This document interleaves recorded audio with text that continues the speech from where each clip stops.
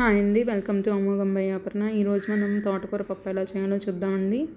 ఇక్కడ నేను 2 రకాల పప్పులు తీసుకున్నానండి. కందిపప్పుని, పెసరపప్పుని. మా పిల్లలు తినరని అలా తయారు చేస్తానండి నేను ఇప్పుడు వాళ్ళకి తెలియకుండా. పప్పుని కడిగి పెట్టేసుకొని నానబెట్టుకున్నానండి ఒక హాఫ్ అన్ అవర్. ఇందులో పసుపు యాడ్ చేసుకున్నాను ఒక హాఫ్ స్పూను. నెక్స్ట్ ఇందులో బాగా క్లీన్ చేసుకున్న సాల్ట్ వాటర్తో క్లీన్ చేసుకున్న తోటకూర యాడ్ చేశానండి. ఉల్లిపాయ, పచ్చిమిర్చి కూడా యాడ్ చేశాను. పచ్చిమిర్చి కొంచెం ఎక్కువ వేసుకున్నానండి నేను ఘాటు కోసం. ఒక 4 రెబ్బల చింతపండు కూడా వేసాను. ఇందులో సాల్ట్ వేస్తున్నానండి టేస్ట్కి సరిపడా.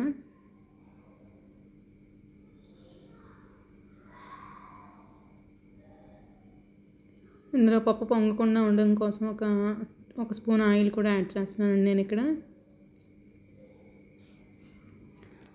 అన్నీ కలిపేసి ఒక 5 విజిల్స్ వస్తే బాగా సాఫ్ట్గా అయిపోయిద్దండి ఆకు పప్పు అంతా. 5 విజిల్స్ యాడ్ చేయించానండి. విజిల్స్ వేస్తే సరిపోయిద్దండి కుక్కర్తో.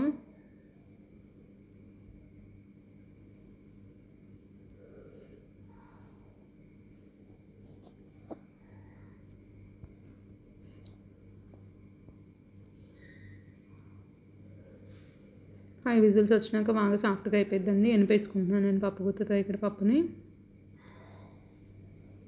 ఇప్పుడు తాలింపుకి ఒక 2 స్పూన్ల ఆయిల్ వేసుకున్నానండి. తాలింపు గింజలు, ఎండుమిరపకాయలు తాలింపు పెట్టుకుంటున్నానండి నేను. కరివేపాకు కూడా యాడ్ చేశానండి. ఇప్పుడు ఇందులో 2 చిన్నులపాయలు కూడా వేసుకుంటున్నానండి. టేస్ట్ బాగుంటుంది ఫ్లేవరు.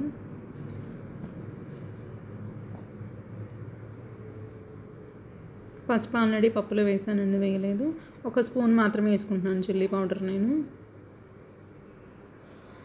స్పైసీగా లేకుండా ఉంటే పిల్లలు ఇష్టంగా తింటారని స్పైస్ తక్కువ వేసి చేస్తానండి. ఇప్పుడు కొంచెం టేస్ట్ కోసం కొత్తిమీర కూడా యాడ్ చేశానండి.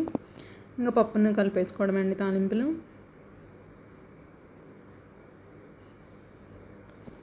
తోటకూర పప్పు రెడీ అండి. పెసరపప్పు తెల్లనని పిల్లలు ఇలా నేను యాడ్ చేసి పెడతానండి మా పిల్లలకు తెలియకుండా. పెసరపప్పు, కందిపప్పుని కలిపి చేసిన తోటకూర పప్పు రెడీ అండి. చాలా టేస్ట్ బాగుంటుంది. రోటీలో అయినా తినొచ్చు, రైస్లో అయినా తినొచ్చు అండి. ప్లీజ్ ఫాలో అమోఘం by Aparna. Like, share, subscribe. Thank you for watching అండి.